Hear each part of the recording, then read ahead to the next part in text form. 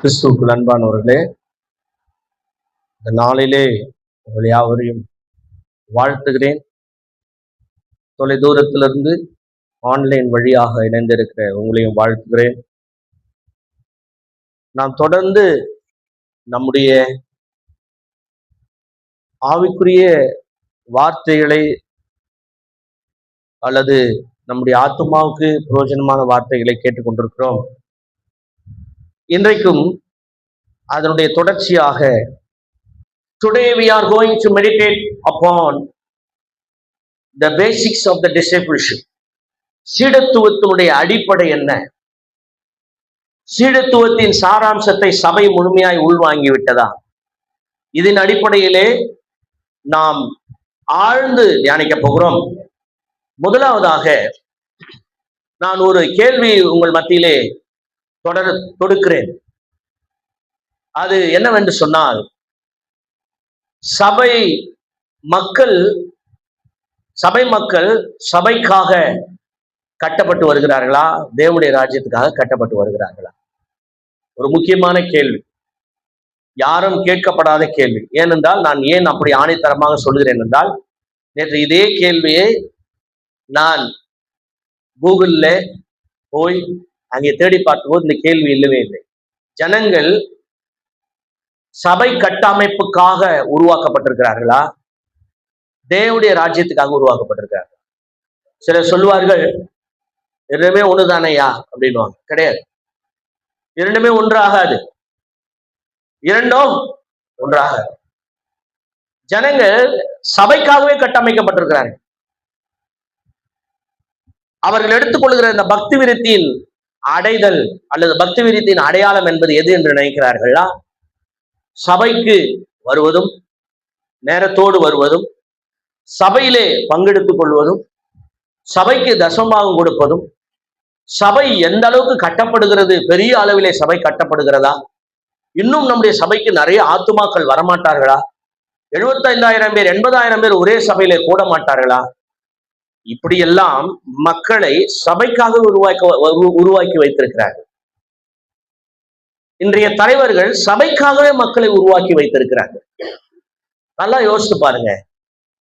அப்போ ஒரு ஊழியன், ஒரு தேவனுடைய மனுஷன், ஒரு பரிசுத்தவான் சுவிசேஷத்தை எதற்காக கேட்க வேண்டும் என்று சொன்னால், சீர்பொருந்தும் காரியத்துக்காக, சீர்பொருந்துதலுக்காக அவன் சுவிசேஷத்தை கேட்ட பரிசுத்தவான் அல்லது நீதிமான், ஆண்டோடைய வசனத்தை கேட்ட நீதிமான் எதற்காக மக்களை உருவாக்க வேண்டும் என்றால், தேவனுடைய ராஜ்யத்துக்காக உருவாக்க வேண்டும்.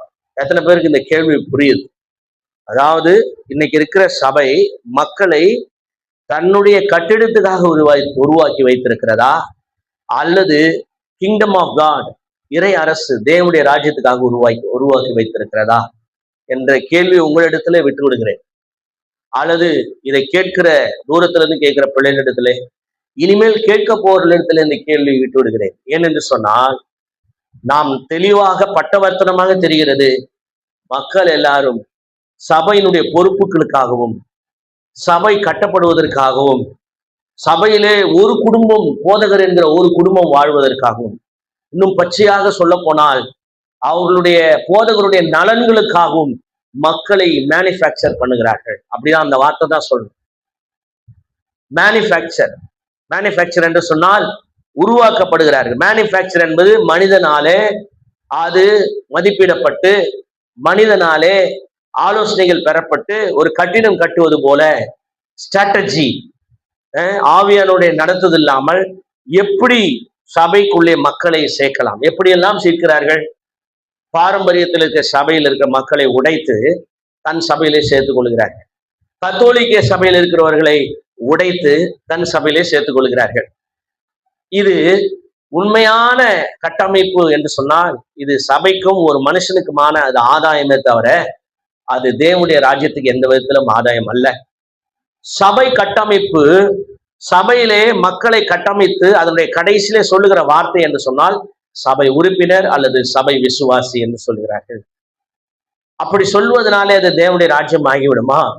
இல்லை. எங்கே தேவனுடைய ராஜ்யத்துக்கும் மக்களை சபைக்காக உருவாக்கப்படுதல் என்பதற்கு இடைவெளி எங்கே வருது என்று சொன்னால், தேவனுடைய ராஜ்யம், ஒரு மனிதன், ஒரு ஊழியக்காரன் தேவனுடைய ராஜ்யத்துக்காக ஊழியம் செய்வான் என்றால் அவன் பிறரை சீடராக மாற்றுவான்.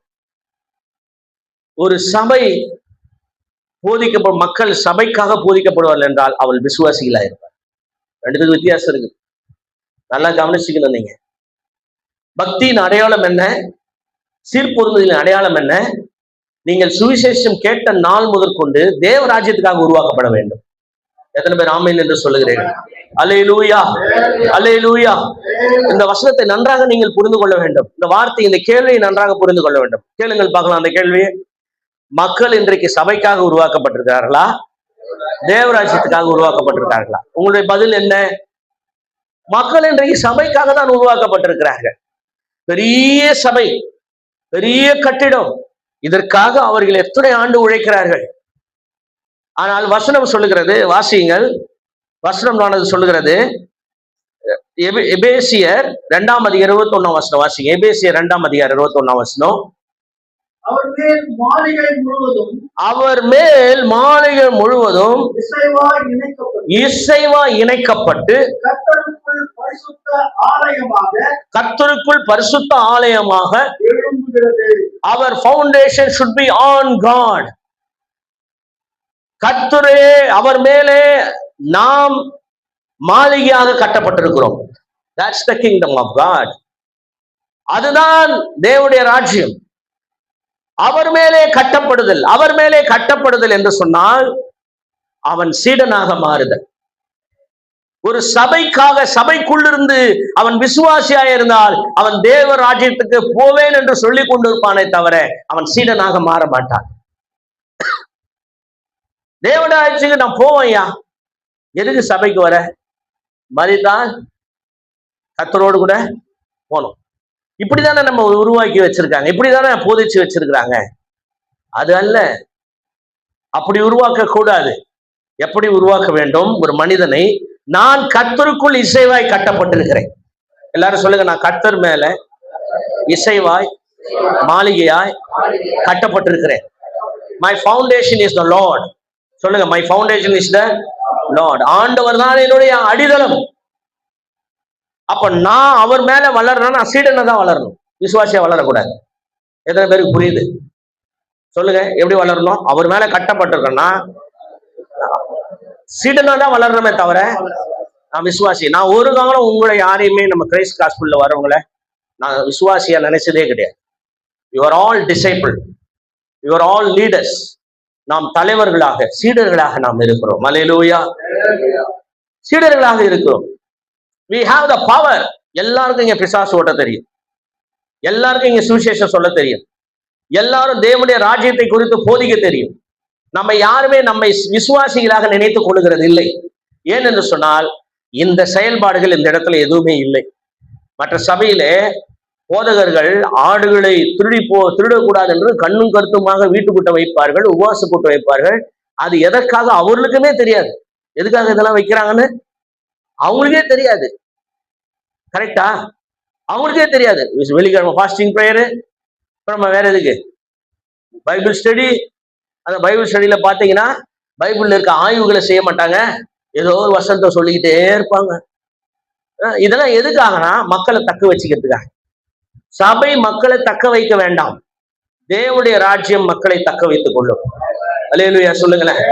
தேவனுடைய ராஜ்யத்துக்காக மக்கள் உருவாக்கப்பட வேண்டும். இதுல எத்தனை பேர் மாற்று கருத்து இருக்குது?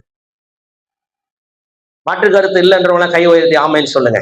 சொல்லுங்க, ஒரு மனிதன் கிறிஸ்துவை ஏற்றுக்கொண்டாலே அவன் தேவனுடைய ராஜ்யத்துக்காக வளர்க்கப்பட வேண்டும். ஆனா என்ன செய்யறாங்கன்னா, ஸ்தாபனத்துக்காகவும் கொள்கைகளுக்காகவும் கோட்பாட்டிற்காகவும் மதத்திற்காகவும் சபைக்காகவும் வளர்க்கப்படுகிறார்கள்.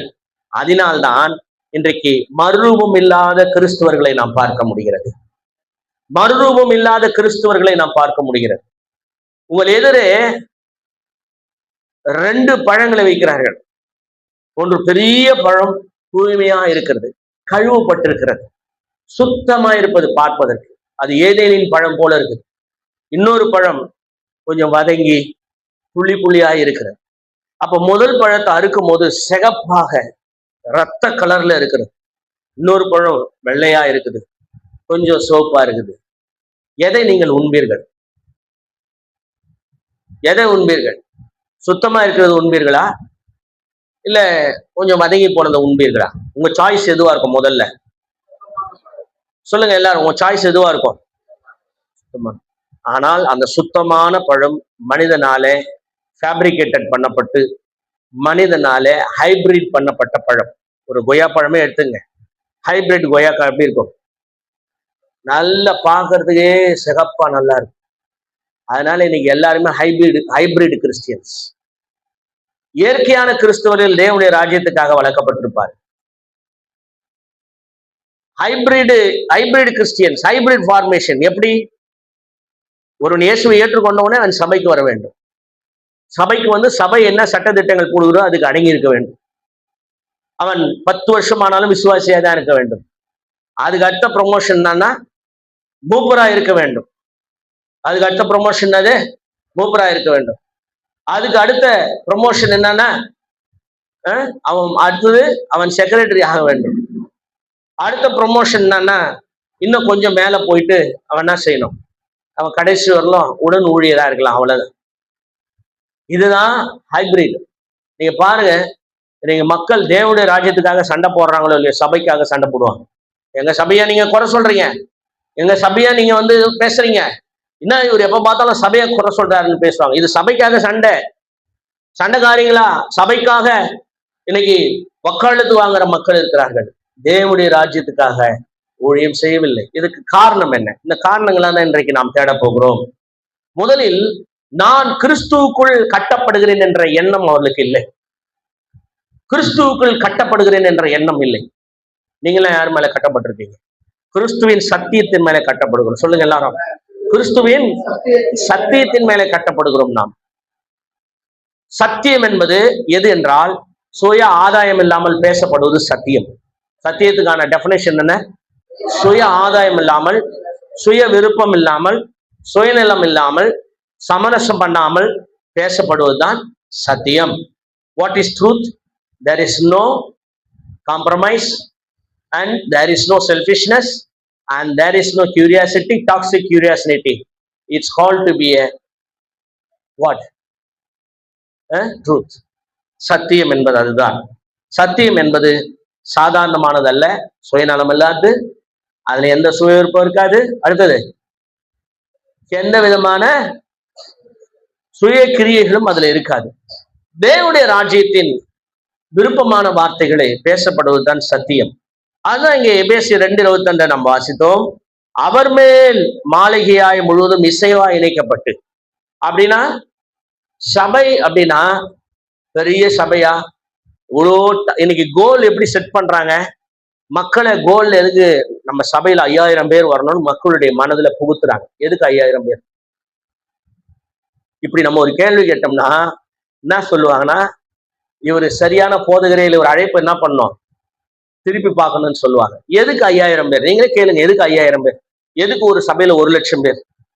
எதுக்கு ஒரு சபையில 75,000 பேர்? அப்போ நான் கடந்த 2 வாரத்துக்கு முன்னாடி ஒரு யூடியூப்ல ஒரு காட்சி பார்த்தேன். ஒரு சபை பிரம்மாண்டமாய் கட்டப்பட்டது. சிலர் அதுல கமெண்ட்ஸ் போடுறாங்க, பாபேல் கோபுரம் கமெண்ட்ஸ் போடுறாங்க. என்னது? அப்போ மக்கள் சபைக்காக உருவாக்கப்பட்டிருக்கிறாங்க. போதகர்கள் மட்டும் அந்த வேலையை செய்யல, மக்களுமே செய்யறாங்க. தான் கஷ்டம் நீங்கன்னா தான் சபைக்கு வராங்க. இது என்ன? இது தேவனுடைய ராஜ்யத்தின் பணியா? இல்ல மாடல் ஆஃப் கிங்டம் ஆஃப் காடா? அப்போ கர்த்தருடைய வசனத்தை கேட்பதற்கு ஆர்வம் இல்லாதவர்கள் தேவனுடைய ராஜ்யத்துக்கு தகுதி இல்லாதவர்கள். சொல்லுங்க எல்லாரும், கர்த்தருடைய வசனத்தை கேட்க ஆர்வம் இல்லாதவர்கள், தகுதி இல்லாதவர்கள். நீங்க நினைக்கிறீங்களா, இன்னைக்கு நிறைய பேர் நம்மளை விட்டு கடந்து போய் மரித்து இருக்கிறாங்க. இவங்க எல்லாரும் எங்க போயிருப்பாங்கன்னு நினைக்கிறீங்க? எங்க போயிருப்பாங்க? சியோனுக்கும் போயிட மாட்டாங்க, சியோனுக்கு போயிருக்க மாட்டாங்க, தீயோனுக்கு போயிருப்பாங்க. எங்க போயிருப்பாங்க? சியோன் நகரத்துக்கு போயிருக்க மாட்டாங்க. தீயோன்னா என்னது? சாத்தான். சாத்தான் குடியிருப்பு. தீயோன் என்றால் சாத்தான். சியோன் இல்ல, எங்க போயிருப்பாங்க? தீயோனுக்கு போயிருப்பாங்க. நல்லா கவனிங்க. நிறைய பேர் நீங்க நினைக்கிறீங்க பரலோகம் போயிருப்பாங்க நினைக்கிறீங்க. சபைக்காக வாழ்ந்தவர்கள் எப்படி பரலோகம் போவார்கள்? கட்டிடத்துக்காக வாழ்ந்தவர்கள் எப்படி பரலோகம் போவார்கள்? பக்தி வைராக்கியத்துக்காக, ஆர்டர் ஆஃப் சர்வீஸ்க்காக வாழ்ந்தவர்கள் எப்படி பரலோகம் போவார்கள்? அல்லது அவர்களுடைய ஸ்தாபனத்துக்காக வாழ்ந்தவர்கள் எப்படி பரலோகம் போவார்கள்? ஏனென்றால் நீங்க ஸ்தாபனம், சபை, கட்டிடம் இது எல்லாமே சுயநலம். சொல்லுங்க எல்லாரும், இது எல்லாமே சுயநலம். அப்ப நீங்க உடனே உங்களுக்கு ஒரு கேள்வி கேட்கலாம், ஐயா நம்ம சபை கட்ட போறது இல்லையான்னு கேட்கலாம். முதல்ல நம்மள ஆண்டவர் எப்படி உருவாக்குறாருன்னா அவருடைய வசனத்துக்குள்ளே கட்டுகிறார். அல்லேலூயா. நம்ம எப்படி உருவாக்குறார்? முதல்ல அவருடைய வசனத்துக்குள்ளே கட்டுகிறார். எனக்கு நல்லா தெரியும் இந்த சபை எப்ப கட்டப்படும் தீர்க்க தரிசனமா சொல்றேன். நீங்க எப்ப எல்லாரும் முழு நேர சீஷர்களா மாறுறீங்களோ அப்பதான் இந்த சபை கட்டப்படும். வார்த்தையை வரல பார்த்தீங்களா? ஏன்னா நமக்கு நிறைய நேரங்கள்ல இப்படியே நிறைய சபைகள்ல இருந்து பழகிட்டணும். இப்படியே பல உபதேசங்களை சின்ன வயசுல இருந்து கேட்டு கேட்டு கேட்டு கேட்டு பழகி சபைதான் பிரதானம், சபைதான் பிரதானம். இப்ப நல்லா கவனிக்கணும், எங்கேயாவது இயேசு கிறிஸ்து பரமண்டலத்துக்கு நம்முடைய பிதாவை, நம்முடைய சபை வருவதாக, நம்முடைய சபை கட்டப்படுவதாக, உங்களுடைய சபை 75,000 பேரோடு முழுக்க முழுக்க அப்படி சொன்னாரு. என்ன சொல்லியிருக்காரு சொல்லுங்க, சொல்லுங்க அத முழுசா. பரமண்டலங்களுக்கு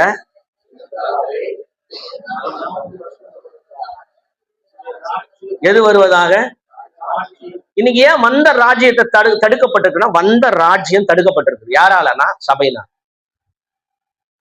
பூமியிலே செயலாற்ற வேண்டிய ராஜ்யம் சபையினால தடுக்கப்பட்டிருக்கிறது.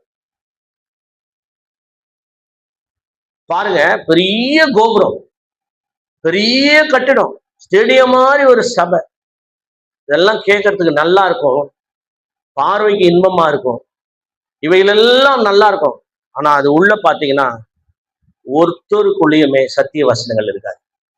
என்னால அறுதிட்டு சொல்ல முடியும். ஏன்னா நம்மகிட்ட நிறைய பைபிள் காலேஜ் ஸ்டூடெண்ட் வந்து படிக்கிறாங்க, பெரிய பெரிய சபைகள்ல இருந்தான் ஒவ்வொரு ரெப்ரஸன்டேட்டிவ் மாதிரி வந்து படிக்கிறாங்க. நம்மகிட்ட வந்து ஒரு பெரிய சபை, சென்னையில இருக்க பெரிய சபையில இருந்து ஒரு 3 பேர் வந்து படிக்கிறாங்க, டிப்ளமா படிக்கிறாங்க. நீங்க லுத்ரன்ல இருந்து வந்து படிக்கிறாங்க. இவங்கெல்லாம் அவன் படிக்கும் போது நம்ம பாக்குறோம், இவங்க சொல்றாங்க என்ன வார்த்தை சொல்றாங்கன்னா, ஐயா இதெல்லாம் நாங்க முன்னாடி கேட்டதே இல்லை. அப்படின்னா என்ன அர்த்தம்னா, நீங்க தான் எதுக்காக வளர்க்கப்பட்டிருக்கீங்க? சபையின் அடிமையாக வளர்க்கப்பட்டிருக்கு. ஆனா இங்க நம்ம எதுக்காக வளர்க்கிறோம்? தேவனுடைய ராஜ்யத்துக்காக வளர்க்கிறோம்.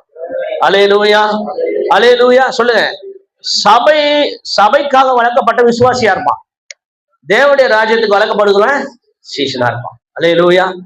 சபைக்காக வளர்க்கப்படுகிறவன் கட்டுறது பெருசா கட்டணும்னு நினைப்பான், தேவனுடைய ராஜ்யத்துக்காக வளர்க்கப்படுகிறவன் சுவிசேஷத்தை எல்லா இடங்களிலும் போய் பரப்பணும்னு நினைப்பான். சபைக்காக கட்டப்படுகிறவன், சபைக்காகவே உருவாக்கப்பட்டவன் எப்படி இருப்பானா, அவன் விசுவாசத்துல குறை உள்ளவனாக இருப்பான். தேவனுடைய ராஜ்யத்துக்காக உருவாக்கப்பட்டவன் எப்படி விசுவாசத்தின் கிரியினாலே பிசாசுகளை துரத்தலாம் என்று சொல்லி நினைப்பான். சபைக்காக உருவாக்கப்பட்டவன் வரங்களை வைத்து வியாபாரம் பண்ணுவான். தேவனுடைய ராஜ்யத்துக்காக உருவாக்கப்பட்டவன் வரங்களை வைத்து வியாபாரம் பண்ண மாட்டான், விடுதலையை கொடுப்பான். கரங்களை தட்டி ஆண்டவருடைய நாமத்தை மேம்படுத்துவான்.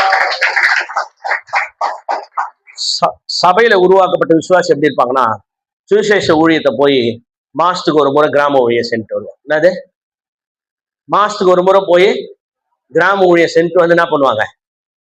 அதுவே அவங்களுக்கு பெரிய உற்சாகம். தேவனுடைய ராஜ்யத்துக்காக ஊழியம் செய்கிறவன், தேவனுடைய ராஜ்யத்துக்காக உருவாக்கப்பட்டவன் தினந்தோறும் யாரையாவது ஒருத்தர் சந்திப்பான், தினந்தோறும் கர்த்தருடைய வார்த்தையை சொல்லுவான், தினந்தோறும் ஜெபிப்பான். அவனுடைய சிந்தை முழுவதுமே தேவனுடைய ராஜ்யத்தை குறித்தே இருக்கும். அல்லேலூயா. எந்த ஒரு விசுவாசி ஐயோ சபையை கட்டணமே, எந்த ஒரு விசுவாசி ஐயோ காணிக்கை தரணுமே, எந்த ஒரு விசுவாசி ஐயோ இந்த மாசம் தசமபாகம் குறைஞ்சிடக்கூடாது, ஐயோ இந்த மாசம் எனக்கு போனஸ் வந்து சேர்த்து, இந்த எண்ணங்களிலே இருக்கிற விசுவாசி அவன் சபைக்காக உருவாக்கப்பட்டவன். அதை புகுத்துறது யாரு? அதான் நான் சொன்னேன், ஒரு ஹைபிரிடு கொய்யாப்பழம் மாதிரிதான் ஒரு விசுவாசி. ஹைபிரிட் நேச்சுரலா வளரல. God's kingdomன்றது nature. அல்லேலூயா, ஹல்லேலூயா. God's kingdomன்றது nature. இன்னொரு வாசகம் முதல்ல நம்ம பார்த்தோம், தேவனுடைய ராஜ்யத்துக்காக வளர்க்கிறவன் அவர் மேல என்ன பட்டிருப்பான்? கட்டப்பட்டிருப்பான். ரோமர் 1:11 வாசிங்க. கிறிஸ்துவின் சுவிசேஷத்தை குறித்து நான் வெட்கப்படேன், முன்பு யூதரிலும் பின்பு கிரேக்கரிலும் விசுவாசிக்கிறவன் எவனோ அவன் ரட்சிப்பு உண்டாவதற்கு அது தேவ பலனா இருக்கிறது. அல்லேலூயா, அல்லேலூயா. சபைக்காக உருவாக்கப்பட்டவன் எப்படி நினைப்பானா, அவனுக்கு சுவிசேஷத்தை குறித்தும் எங்கும் போனோன்ற குறித்து கவலை இருக்காது. ஆனா தேவனுடைய ராஜ்யத்துக்காக உருவாக்கப்படுகிறவர்கள் எங்கேயாவது போய் கர்த்தருடைய நாமத்தை சொல்லணும்னு நினைப்பாங்க. ஹல்லேலூயா, ஹல்லேலூயா. இப்ப இந்த எண்ணம், இந்த ஆற்றல்லாம் எப்போ வரும்னா, உங்களுக்குள்ள தேவனுடைய ராஜ்யம் வளர வேண்டும். அதாவது சீடத்துவம் வளர வேண்டும். சீடத்துவம் வளர வேண்டும். அப்ப சீடத்துவம் என்றால் என்ன அப்படின்னு நீங்க பாத்தீங்கன்னா, சீடத்துவம் என்பது நீங்கள் இழப்பது, உங்களை இழக்க வேண்டும். You lost your life, you will lost your ஐ.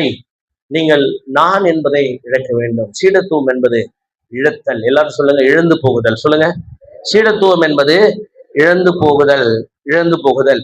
இயேசு கிறிஸ்து சிலுவைக்கு போவதற்கு முன்பதாகவே சிலுவை குறித்து பேசினார்.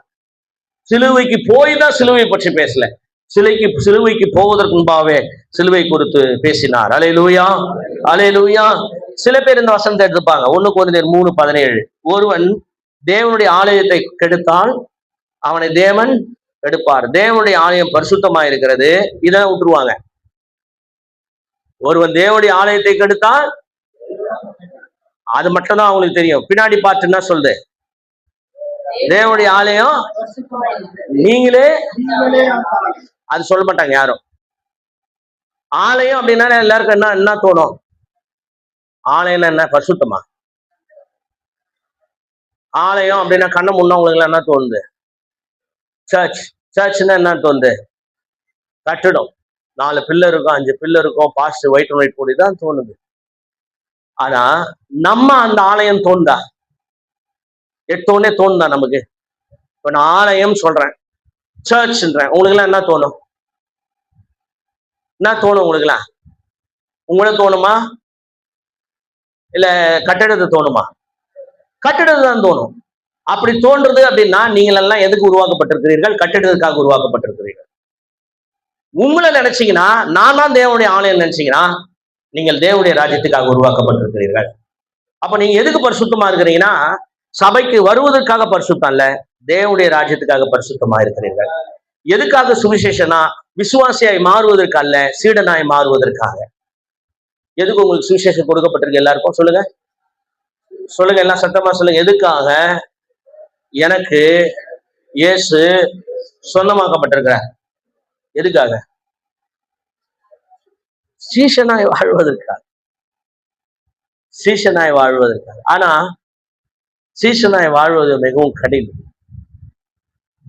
சீஷனாய் வாழ்வது மிகவும் கடினம். ஏன்னா இழக்கிறதுக்கு நமக்கு எதுவுமே இல்லைன்னு நினைக்கிறீங்க. இல்ல, நாம் இழக்க வேண்டியது நிறைய இருக்கிறது.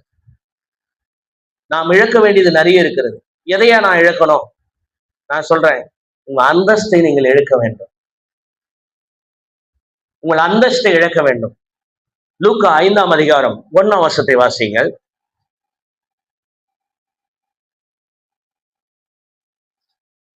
லூக்கா 5ஆம் அதிகாரம். பின்பு அவர் கெனசரேத் கடல் அருகே நின்ற போது திரளான ஜனங்கள் தேவ வசனத்தை கேட்கும்படி, பாருங்க, கவனிங்க, எல்லாரும் பாருங்க, திரளான ஜனங்கள். அதுல அற்புதத்துக்காக வந்தவங்க, தேவைக்காக வந்தவங்க, ஆண்டவரை புடிச்சு வந்தவங்க, திரளான ஜனங்கள் வந்திருக்காங்க அவருடைய வசனத்தை கேட்கும்படி. அங்க 2 படகு இருக்கு, அப்படிதானே போட்டிருக்கு? வாசிங்க. அப்பொழுது கடற்கரையில் நின்ற 2 படகுகள் கண்டார். இந்த படகு ராத்திரெல்லாம் உழைச்ச படகு. சொல்லுங்க எல்லாரும், இந்த படகு ராத்திரியெல்லாம் பிரயாசப்பட்ட படகு. அல்லேலூயா. பிரயாசப்பட்டு காலியா வந்து நின்னுது. சரி, அடுத்தது.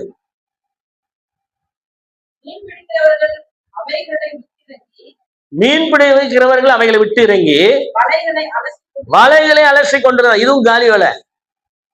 படகு காலி, வலையும் காலி, ராத்திரி எல்லாம் பிரயாசப்பட்டது, 2மே. இப்ப முன்னாடி யாரு நிக்கிறது? திரளான ஜனங்கள். திரளான ஜனங்கள் நிக்கிறாங்க, படகு காலி, வலையும் காலி. அடுத்தது வாசிங்க. அப்பொழுது அந்த படகுகளில் ஒன்றில் ஏறினார். அது சீமோனுடையதா இருந்தது. அது கரையிலிருந்தே சற்றே தள்ளும்படி அவனை கேட்டுக்கொண்டு அந்த படகில் உட்கார்ந்து ஜனங்களுக்கு போதகம் பண்றாரு. என்ன பண்றாரு? போதகம் பண்றாரு. படகு என்னவா மாறுது? காலி படகு பிரசங்க மேடையா மாறுது, சுவிசேஷ மேடையா மாறுது. அல்லேலூயா. திரளான ஜனங்க நிக்கிறாங்க, பிரசங்கம் பண்றாரு. அடுத்தது நடக்கிற கதையை கவனிங்க. பிரசங்கம் பண்றாரு. போதகம் பண்ணி முடித்த பின்பு சீமோனை நோக்கி ஆழத்துல தள்ளி கொண்டு போய் மீன் பிடிக்கும்படி உங்கள் வலைகளை போடுங்கள் என்றார். அதற்கு சீமோன், ஐயரே, இவரு இயேசுக்கு ஏற்கனவே தெரிஞ்சவர். அல்லேலூயா. அப்படிதானே? நீங்க யோவான்ல படிச்சீங்கன்னா தெரியும், இவங்கெல்லாம் இயேசுக்கு ஏற்கனவே தெரிஞ்சவங்க யூதேயால. அதே மாதிரி 4ஆம் அதிகாரத்துல 38ஆம் வசனம் நினைக்கிறேன், வாசித்து பாருங்க. 4ஆம் அதிகாரம், லூக்கா 4:38.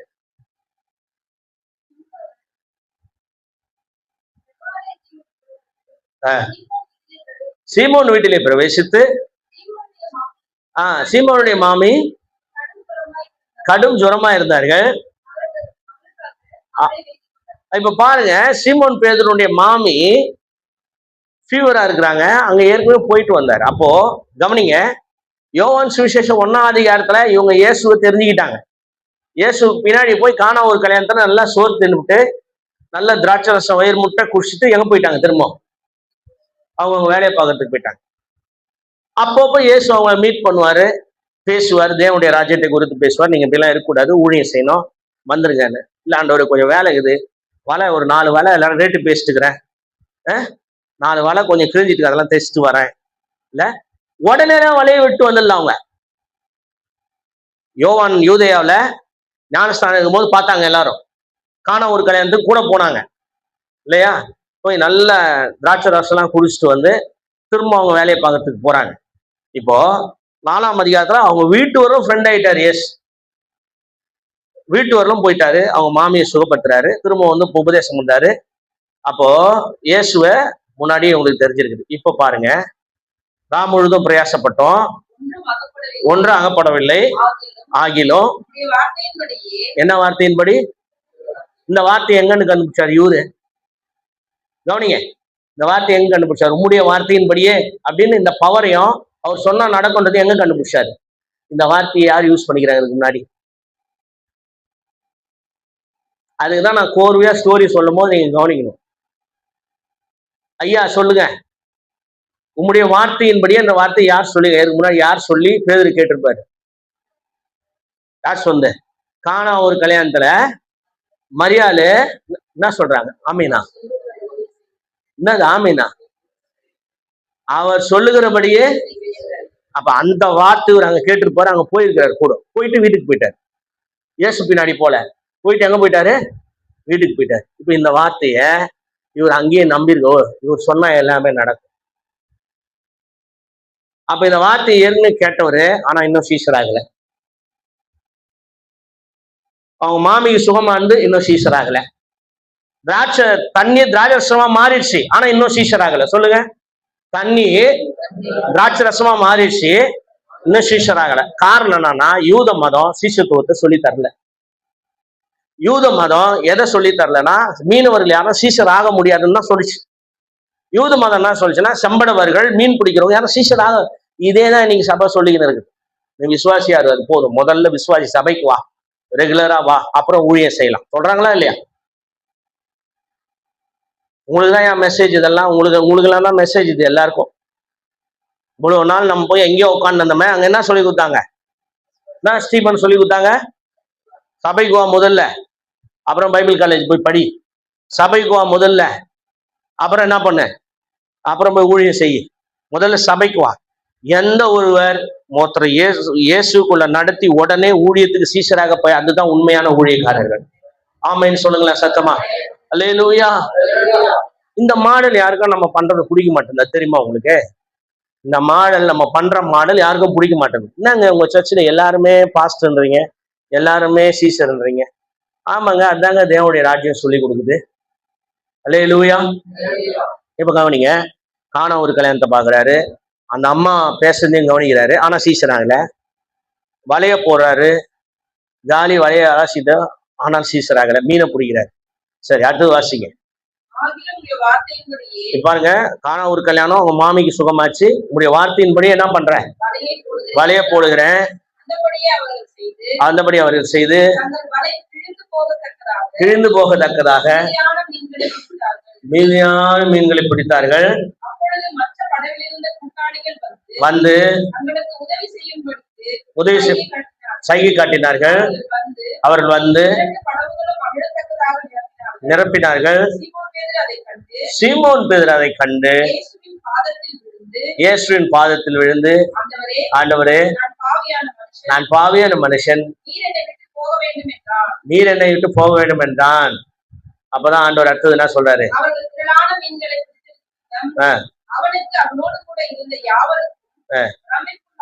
பிரமிப்பு உண்டாட பண்ணினான், அப்படி சொன்னான். இப்ப இயேசு அவங்களை பார்த்து என்ன பண்றாரு? இனி உங்களை, இப்பதான் அந்த வார்த்தை, மனுஷரை இது முதல் மனுஷரை நீ பிடிக்கிறோம்னா இருப்பார். ஆண்டவர் காலி படகா இருக்கும் போது யாரையும் அழைக்கிறது இல்லை. ஆமென் சொல்லுங்க. காலி படகா இருக்கும் போது யாரையும் அழைக்கிறது இல்ல, நிரப்பிட்டு அழைக்கிறேன். நிரப்பின பிறகு உனக்கு ஊழியத்துக்கு வர தெரியுமா? நீ பணக்காரனான பிறகு ஊழியத்துக்கு வர தெரியுமா? அதாங்க சீஷத்துவம். அந்தஸ்தை வெறுக்கிறது தான் சீஷத்துவம். உங்களுக்கு வேலை கிடைச்ச பிறகு ஊழியத்துக்கு வர முடியுமா? ஏன்? வேலையில தான் வாழ்க்கையே இருக்குதா? வேலை செஞ்சாதான் வாழ்க்கையே இருக்குதா? அப்ப எல்லாம் சபை கட்டமைப்பு எப்படி கட்டமைச்சதோ அதன்படிதான் நம்ம எல்லாம் இருக்கிறோம். ஐயா, எப்படி இதன்படி இருக்கிறோம்? ஆமா, சபைனா சொல்லி கொடுத்துக்குது, நீ வேலைக்கு போ, ஊழியம் செய். என்ன சொல்லுது? வேலைக்கு போ, ஊழியம் செய், அப்புறம் என்ன பண்ணு, சம்பாதிச்சது தசமாக கொடு. இதுதான் சபை கட்டமைப்பு. தேவனுடைய ராஜ்யத்தை நீங்க விரும்புனீங்கன்னா அந்தஸ்தை விட்டு இறங்கி வரும். எப்படி ஊழியத்துக்கு வரணும் தெரியுமா? நீ உச்சத்துல மேனேஜராக மொத்தம் ஊழியத்துக்கு வரும். ஆமேன்னு சொல்லுங்களேன். உனக்கு அடுத்த ப்ரொமோஷன் காத்துருக்கும் போது தான் ஊழியத்துக்கு முழு நேரம் வரணும். ஆண்டவர் இன்னைக்கு யாரோட பேசிக்கிட்டே இருக்காரு, உங்களோட பேசிக்கிட்டே இருக்காரு. உனக்கு ஏன் மீன் கிடைக்கல? உனக்கு ஏன் வழி திறக்கல? உன்னை ஃபில் பண்ணிட்டு தான் ஆண்டவர் ஊழியத்துக்கு கூப்பிடுவார். அல்லேலூயா. உனக்கு ப்ரொமோஷன் ரெடி ஆகுது. ஏற்கனவே திராட்சை ரசம் மாறின உடனே நீங்க என்ன பண்ணிட்டுக்கணும்? அப்ப ஃபாலோ பண்ணீங்களே, அப்பயே வந்துக்கணும் பின்னாடியே. அந்த தேவனுடைய அந்த திராட்சை ரசம் முடிஞ்ச உடனே போய் தேவனுடைய ஆலயத்தை சுத்திகரிப்பார். யாரும் சீசர்கள் கூட இல்லை, அவர் மட்டும் தான் தனியா போவார். சொல்லுங்க. சபை விசுவாசிகளை உருவாக்கி பிரசங்கம் பண்ணி ஆவியில நிரப்பி வரங்களையும் கொடுத்து சபையிலே உட்கார வச்சுட்டு இருப்பாங்க. ஆனா தேவனுடைய ராஜ்யத்துக்காக உருவாக்கப்படுகிறவர்கள் தனித்தனியே வீட்டிலேயே ஆலயத்தை எழுப்புவார். ஆமென் சொல்லுங்களேன். அல்லேலூயா சொல்லுங்களேன். ஆமென் சொல்லுங்களேன். சத்தமா சொல்லுங்க. இங்க இருக்கிற எல்லாருக்கும் நான் ஒரு பர்மிஷன் தரேன், ஓப்பனா தரேன். எல்லா ஞாயிற்றுக்கிழமை மாலையில உங்க வீடுகளில் ஆராதனை தொடங்கு. நான் பர்மிஷன் தரேன். யாரும் கை தூக்குறீங்களா? பார்த்தீங்களா? இந்த மாதிரி ஒரு சபையில யாராவது உங்களுக்கு சொல்லுவாங்களா? என்னப்பா, என்ன ஐயா, என்ன ஐயா சொல்லிக்கிறாங்களா? இப்ப நான் தரேன்ல, தைரியமா பர்மிஷன் தரேன்ல. நான் ஸ்டீபன், நீ போன சபையில சொல்லிக்கிறாங்களா? சாயங்காலமான உங்க வீட்டுல சர்ச்சு நடத்துப்பன்னு சொல்லிக்கிறாங்களா? எபி, மைக்கேல், யோசப்ப, பாத்தீங்களா? என்னம்மா சொல்லிக்கிறாங்களா உங்களுக்குலாம்? 10:15 வரலாம் உட்காரு. என்ன பண்ண? 10:15 வரலாம் உட்காரு. எப்போதுமே சபையில தான் ஆவியின் எண்ணெய் ஊற்றப்பட்டு டேங்கா இருக்கும். உங்க வீட்டுல நத்தனா இருக்காது. நான் இன்னில இருந்து பர்மிஷன் தரேன், அதிகாரத்தை முழுசா தரேன். உங்க மேல அதிகாரம்னா ஏன் அதிகாரம்? உங்க மேல தேவனுடைய ராஜ்யம் உங்களுக்குள்ள இருக்குது. நான் தரேன். எல்லா மாலையிலையும், ஞாயிற்றுக்கிழமை எல்லா மாலையிலும் இங்க இருக்க ஒரு வீட்டுல சபை நடக்கணும். நான் பார்ப்பேன். இன்னைக்கு நான் டிக்ளரேஷன் பண்றேன். திடீர்னு நிப்பேன். அல்லேலூயா. அது பெரிய போராட்டமா போச்சு. பேசாம அந்த சபைக்கே போயிருக்கலாம் போகுது. வந்தம்மா, போனோம்மா, சோறு தின்னம்மா, ஏதாவது ஞாயிற்றுக்கிழமை ஃபர்ஸ்ட் வீக்னா ஒரு பிரியாணியை போட்டாங்களா, புதன்கிழமைனா யார் ஒரு விசுவாசத்துல ஒரு ஜெபம் வச்சாங்களா, ஒழுங்கா போயினுங்களாம். இவர் என்னடா இது பெரிய வம்பு தும்பா போச்சு. எத்தனை பேர் ஆரம்பிக்க போறீங்க? கை உயர்த்து.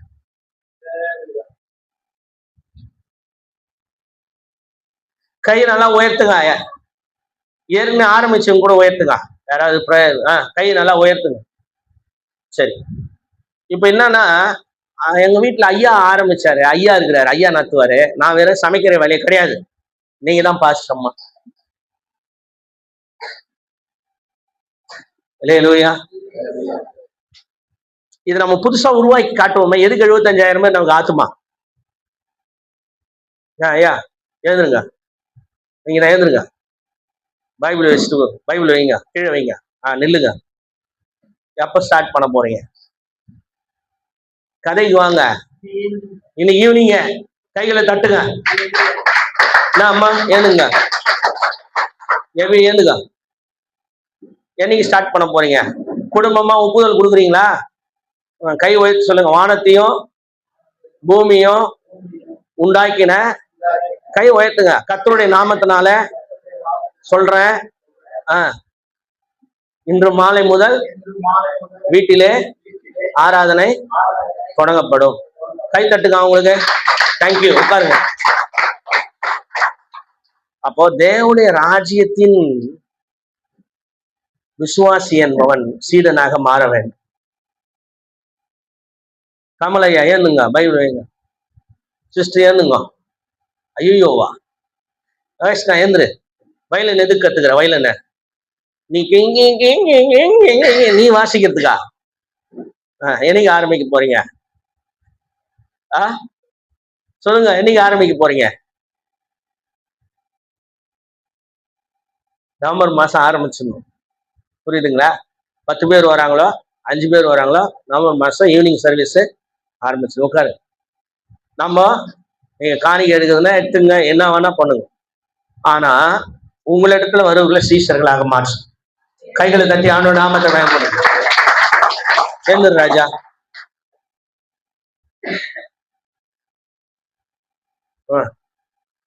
எழுதுறா டே, எழுதுறா.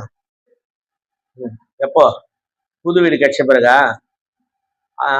புது வீடு கட்ச பிறகா இல்லையா? எப்போ? 10 வருஷம் தான் கிடைக்கும். முதல்ல நீங்க கூடி உட்காருங்க.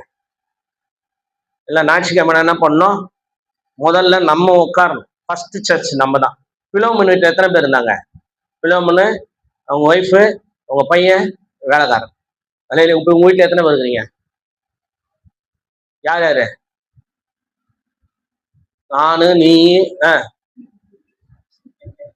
இவங்க 2 பேரு. அடுத்தது உங்க அம்மா, அடுத்தது அப்பா. உங்க அப்பா கூட பிடிச்சி உட்காருவே. சரியா? அவருக்கு ஒரு மூப்பர் பொது கொடுத்துரு. அப்பவே உட்காருங்க. தேங்க்யூ. கை தட்டுங்க. அப்ப கவனிங்க, ஒரு எக்ஸாம்பிளுக்காக 3 ஃபேமிலி நான் சொல்றேன். எல்லாரையும் எழுப்ப முடியும் என்னால. நமக்கு மெசேஜுக்கு போனோம். நான் சொல்றேன், அந்தஸ்து என்னது? அந்தஸ்த விட்டு வரணும். ஆமேன்னு சொல்லுங்களேன். ஆமேன்னு சொல்லுங்களேன். அந்தஸ்தை விட்டு வரணும். என்ன அந்தஸ்து சொல்லுங்க? படகு நிரம்பி இருக்கும் போது தான் நான் ஊழியத்துக்கு வரணும். கைகளை உயர்த்தி ஆமேன்னு சொல்லுங்களேன். அல்லேலூயா, அல்லேலூயா. எப்போ எப்போ ஊழியத்துக்கு வரணும்? படகு காலியா இருக்கும்போது கூப்பிட்டாரா? கூப்பிட்டாரா? தண்ணிய திராட்சை ரசமா மயக்கி குடிச்சாங்களே, கூப்பிட்டாரா? நான் தேடுறீங்க மட்டும் தான் கேட்டார். யாரை தேடுகிறீர்கள்? என்ன கேட்டாரு? யாரை தேடுகிறீர்கள்? அடுத்தது மாமி ஜுரமாச்சு கூப்பிட்டாரா? ஜுரம் வந்து சுகமாச்சு கூப்பிட்டாரா? எப்ப கூப்பிட்டாரு?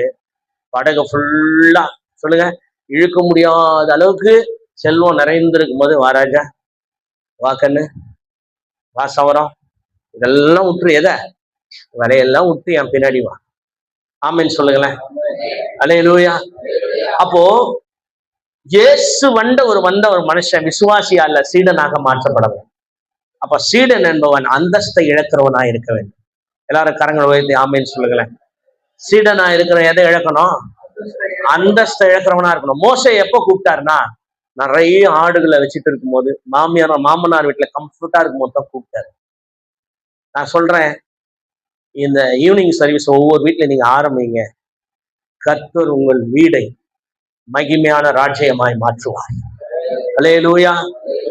2 வீடு குத்துக்கிறாரு. எத்தனை வீடு குத்துக்கிறாரு ஐயா? 2 வீடு. கூட்டு உட்கார வைங்க. சாரோன போடா எப்பா உன் சர்ச்சுக்கு போ காலைல, ஆனா ஈவினிங் சர்வீஸ்ல வந்து உட்கார். பென்னிதுரை உன் சர்ச்சுக்கு போ, ஈவினிங் சர்வீஸ்ல வந்து உட்கார். யார் பாஸ்டர்? நீதானா? Very good. அல்லேலூயா. எப்படி கை தட்டுங்க.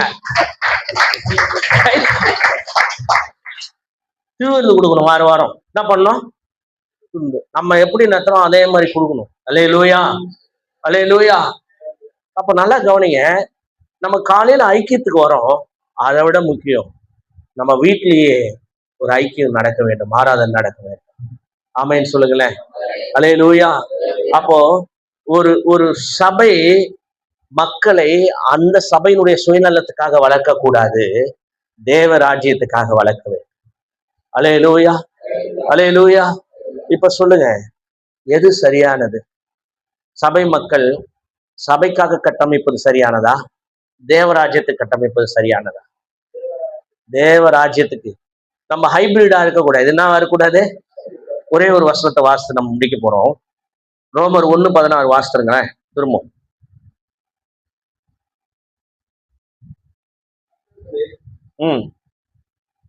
1:16 தானே? ரோமர் 1:16.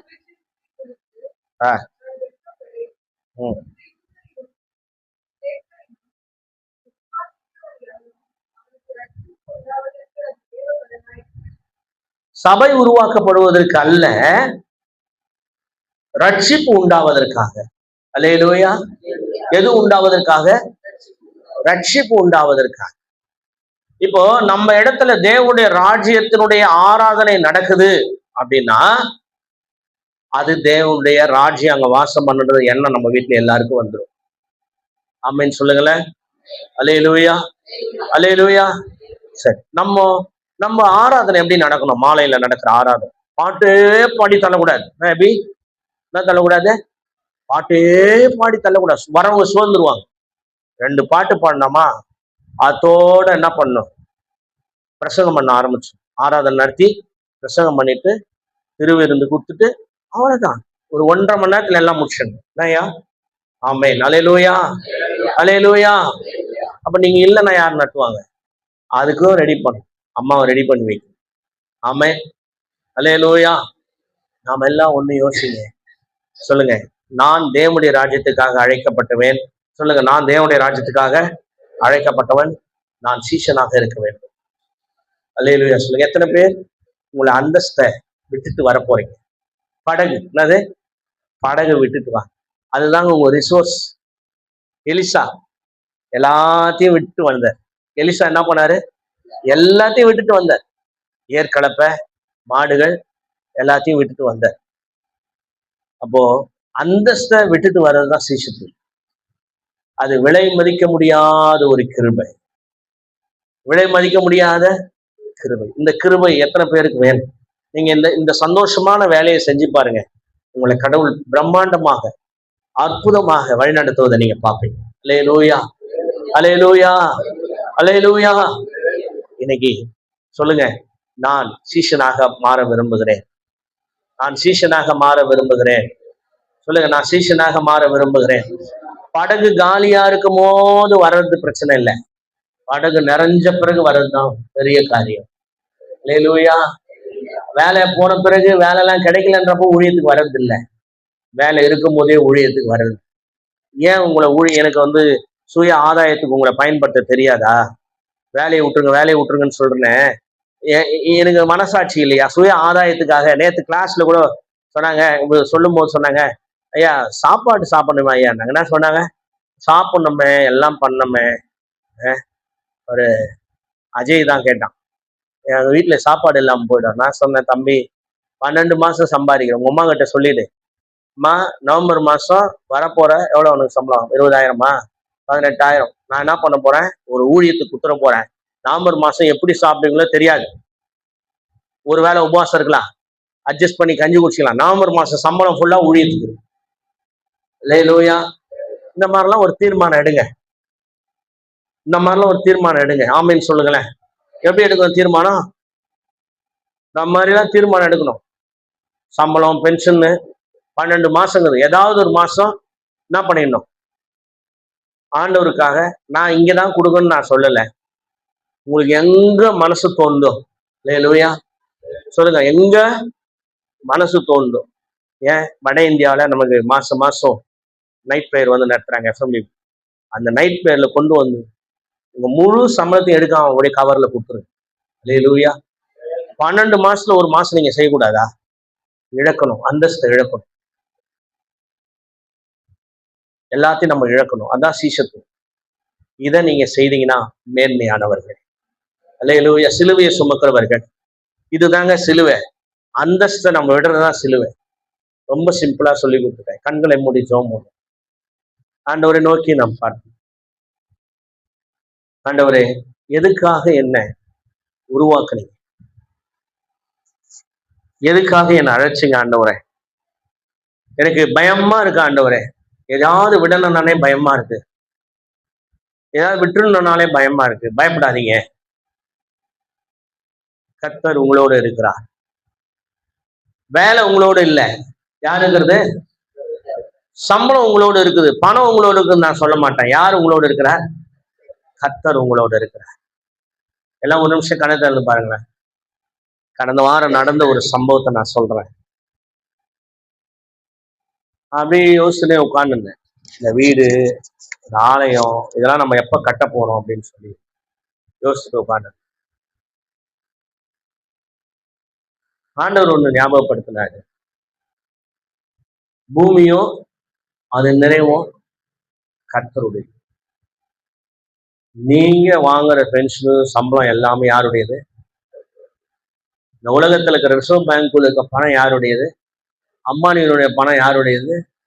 எல்லாமே கர்த்தருடையது. அம்பானி உயிர் கூட கர்த்தருடையது. அப்போ நான் பார்க்க வேண்டியது ஓனரையா, இங்க சம்பாதிச்சு வச்சுக்கிறோம் இல்லையா? ஓனர் யாரு? பூமியும் அது நிறைவும். அப்ப யாரை பார்க்கணும்? நீங்க பார்த்தீங்கன்னா போதும், கர்த்தரை பார்த்தா போதும், கர்த்தர் உங்களை நடத்துவார். அல்லேலூயா. எதை குறித்தும் கவலை வராது. நம்ம எதை குறித்தும் கவலைப்பட மாட்டோம். பாருங்க, அந்த வீடு, வீரல் இருக்கு, அதெல்லாம் பார்க்கும்போது ஒரு கவலையும் வராது. நான் என்ன நினைக்கிறேன்னா, நம்மளை ஒவ்வொரு நாளும் ஆண்டவர் ஜீவனோடு வைத்திருக்கிறார். அது பெரிய கிருபை. இந்த வீடு நம்ம வாழறது, சொல்லுங்க எல்லாரும், அந்த வீடு வாழறது, அரிசி சாப்பிடுறது, உங்க ஜீவன் யாருக்கு? சும்மா உங்களுக்கு தான் உங்க ஜீவன். அதுக்கு தானே உங்களுக்காக தானே வாழ்ந்துருக்கீங்க. கர்த்தருக்குன்னு சொல்லிட்டு வீட்டுல உட்காந்துக்கிறீங்க எல்லாரும். கர்த்தருக்குன்னு சொல்லிட்டு வீட்டுல உட்காந்துக்கிறீங்க. பைபிள் காலேஜ்ல நேம் சேர்த்தேன், வரவே இல்லை. சரிங்களா? சாப்பாடு யாருக்காக சாப்பிட்றீங்க? சொல்லுங்க சத்தமா, யாருக்காக சாப்பாடு? யாருக்காக சாப்பிட்ற? உன் வயிற்றுக்கு தானே. வீடு யாருக்காக? வீடு யாருக்காக? சொல்லுங்க எல்லாரும். இன்னமும் புது கேள்வி, இன்னமும் 100 மார்க் கேள்வி, 20 மார்க் கேள்வி கேட்கற மாதிரி அப்படியே மறந்துட்டு உட்காந்துக்கிற மாதிரி உட்காந்துக்கிறீங்க. 1 மார்க் தானே கேட்கறான். வீடு யாருக்காக? வேலை யாருக்காக? இது எல்லாம் யாருக்காக? உங்களுக்காக. நீங்க யாருக்காக? திரும்ப சொல்லாதீங்க, கர்த்தருக்காக சொல்லாதீங்க. திரும்ப கோபம் வரும். சும்மா அது பொய். கர்த்தருக்காகன்றது உங்களுக்காக தான் நீங்க வாழ்ந்துருக்கிறீங்க. புரியுதா? நான் கேட்கிற கேள்வி புரியுதா? சொல்லுங்க. சாப்பிட்றது யாருக்காக? வேலை செய்யறது யாருக்காக? பிள்ளைங்களை பெற்றுக்கிறது யாருக்காக? எல்லாம் உங்களுக்காக. அப்ப நீங்க யாருக்காக? அப்புறம் பாட வேண்டியதுதான், எனக்காக எல்லாம் எனக்காகன்னு பாடின்னு போக வேண்டியதுதான் கட்சிகள். அப்ப நீங்களாம் நரகத்துக்கு தான் போகணும். ஓகேவா? உங்களுக்காகனா நரகத்துக்கு போகணும். இப்ப கர்த்தருக்காக அப்படின்னா சாப்பிட்றதும் கர்த்தருக்காக மாறணும். அல்லேலூயா. சொல்லுங்க. சாப்பிட்றதும் கர்த்தருக்காக மாறணும். கொடுத்து பழகணும். என்ன பண்ணணும்? ஆண்டவருக்காக காணிக்க கொடுத்து பழகணும். அல்லேலூயா. அப்ப நல்லா கவனிங்க. இன்னைக்கு இருக்கிற சபை, திருச்சபைகள் எல்லாம் மக்களை அவங்களுக்காக கட்டமைக்கிறது. ஆனா சத்தியத்தை தெரிந்தவங்க ராஜ்யத்துக்காக கட்டமைப்பாங்க. இந்த கேள்வியை மறந்துடாதீங்க. சாப்பிட்றது எனக்காக, வேலை செய்யறது எனக்காக, பிள்ளைங்க எனக்காக, குடும்பம் எனக்காக, சொந்தக்காரங்க எனக்காக. நான் யாருக்காக கேட்டு பாருங்க. நான் யாருக்காக? தேங்க்யூ. God bless you. கண்களை மூடுவோம்.